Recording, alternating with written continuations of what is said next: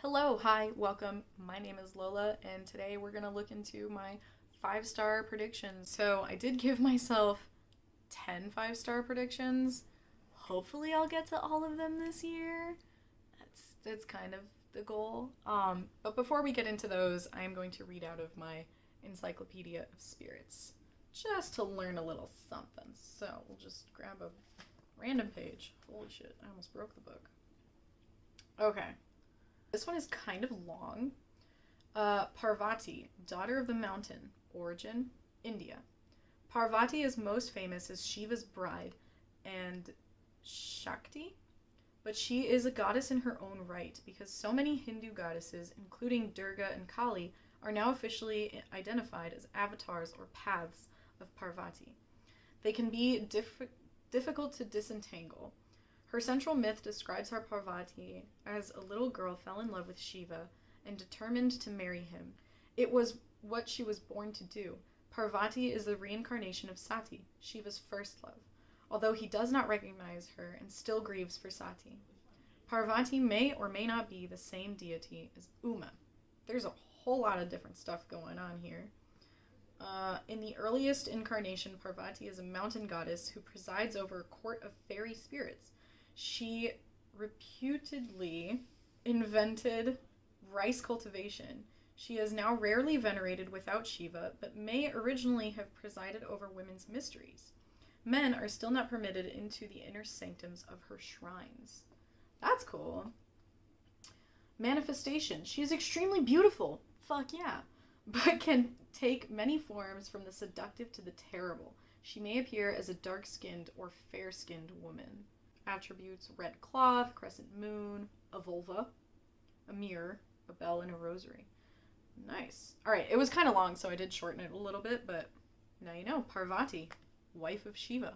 Second wife of Shiva? No, first wife, but second love of Shiva, I guess. So I didn't give myself a whole lot of restrictions for the five-star predictions, only because I personally don't feel the need to force myself or to, I don't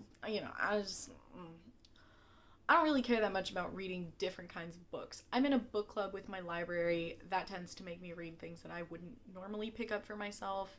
But my five-star predictions are going to be books that I think I'm going to really like. So my first five-star prediction is The Invisible Life of Addie LaRue by V.E. Schwab. Are we surprised? Maybe a little bit. I've heard a lot of people have different feelings about this book. People who are big fans of V.E. Schwab say that this book was a little meh. Personally, I'm putting it on this five-star prediction mostly just because it's V.E. Schwab. And no matter how different it is from the pacing of her different books, I feel like I'll still like it. It is the story about, I guess, a girl who made a deal with, I don't want to say the devil because it's not really specified if it's the devil, just, I guess, someone who could make a deal with her. But that deal turns sideways where now anyone she meets doesn't remember her name. So if she sees them again, they won't remember her, right? So she's constantly being forgotten until, I guess, she finds a library in which someone remembers her. This sounds really interesting. I have heard that there is kind of a romance between, I guess, the devil and Addie herself, maybe? I don't know. I really don't know much about this book, and I'm just going off the fact that V. Schwab wrote it, so I'm probably gonna love it. Alright, my next five-star prediction is Dark and Shallow Lies by Ginny Myers Sane.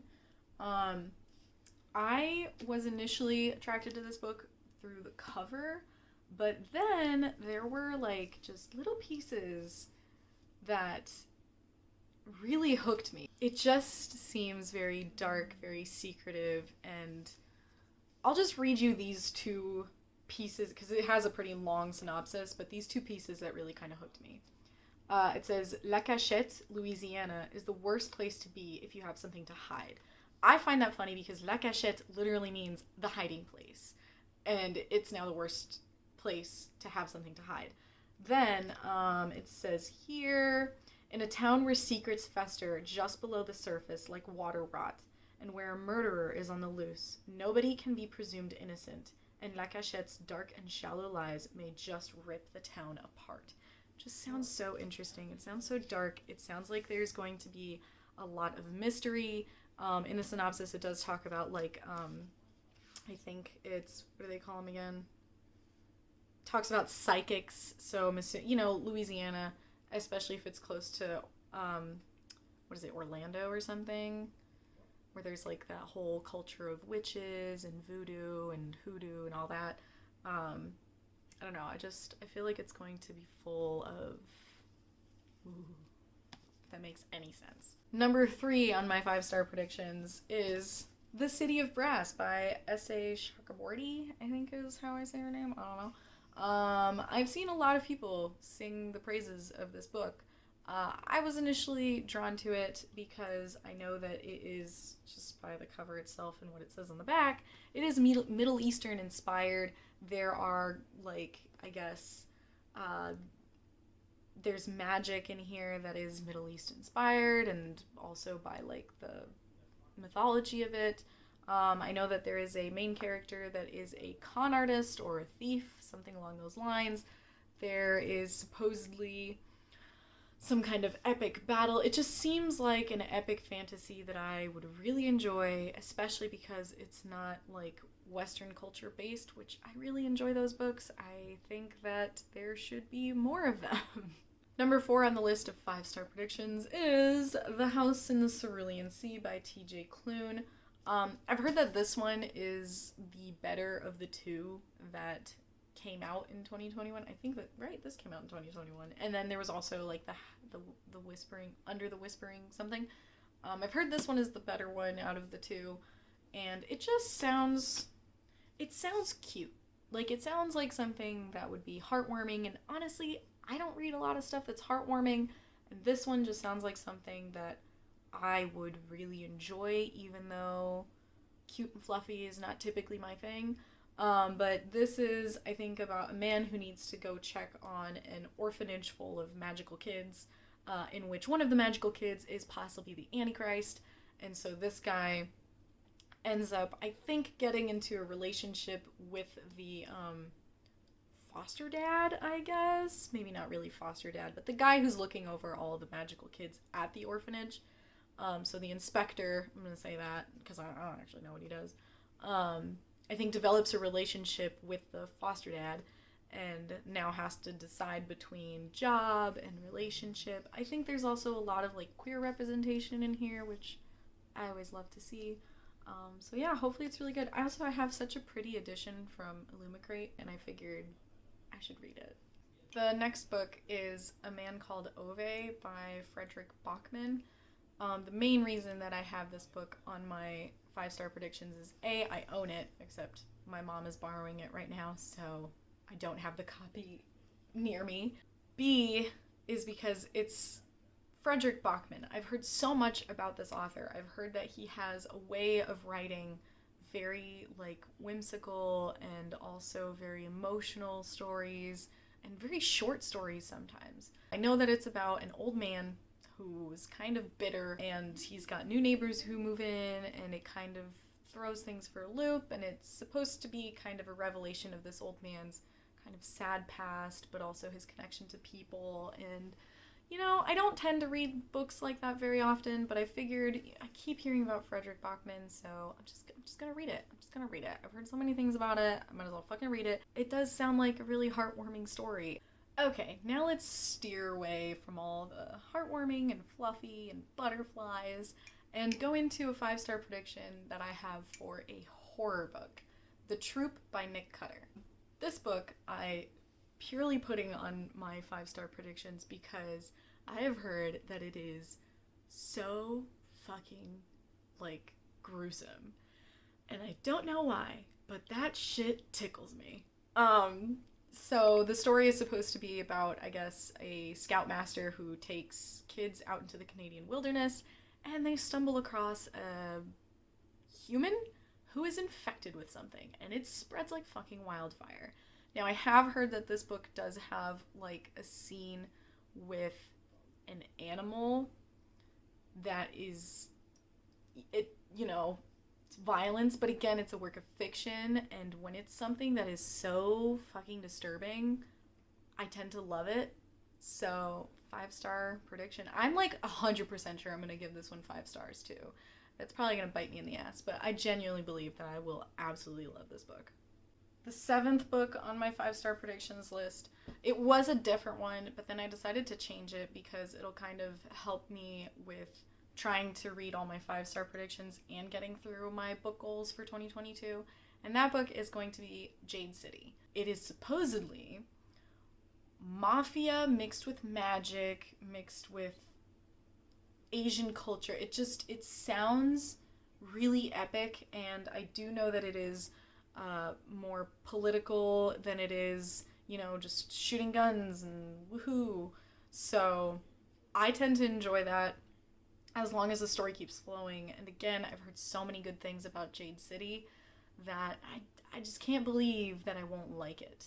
The next book on my 5-star prediction, I'm a little like hesitant if I actually will enjoy it. And that's The Sword of Kaigen, or Kaijin. People have been saying it different ways. This one I added because I know that it is the story of a mother who is fighting really hard and who basically is just surviving. And I've heard that it's a very emotional book, but I've also heard that it's kind of slow to the take and that some people really tried and just couldn't get into it. So I'm putting it on my list of 5-star predictions just because I know that I can get very emotionally invested in characters, and I've heard this book does that quite well. I have heard there's some heart-wrenching moments. I've also heard that the magic can be, it's very minor, or, it's not flamboyant or anything. So that can be a little bit difficult. So I'm a little, it's on my 5-star predictions, but I'm also kind of doubting myself a little bit. But I'm still going to leave it on there because who knows? Number 9, Plain Bad Herons by Emily M. Danford. This is a chunky book, but it just sounds so fucking good. This is supposed to be the story of, I guess, in, 1902, 3 girls in a girls' boarding school start a club, and then they start a club about a writer, and then they mysteriously die, and the book is found at the scene. Then, 100 years later, a woman decides that she wants to make a movie about the deaths that happened back in the day, and somehow this actually starts haunting the new people who are, playing those parts, I believe.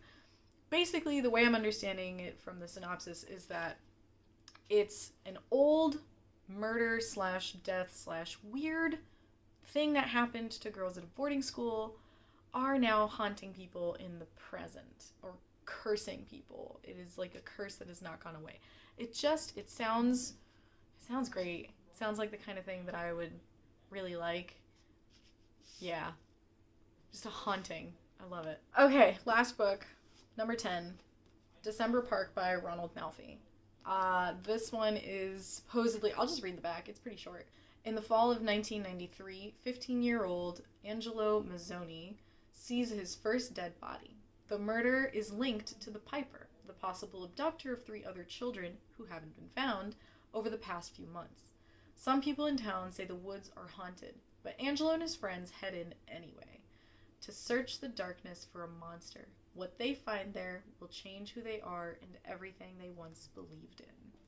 So, yeah, stupid kids going into a forest that is supposedly haunted, murder on the loose. I mean, come on. There's no way I'm not going to like this. Those are all my 5-star predictions. Now, will they all be accurate? Probably not. But those are my hopes. I hope that I will give 5-star to all of these books.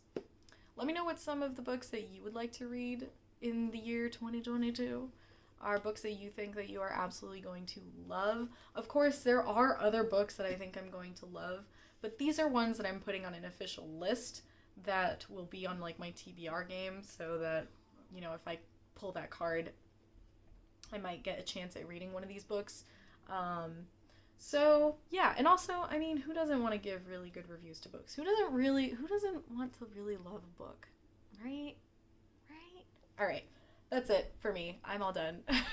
So thank you for watching, and I will see you next time.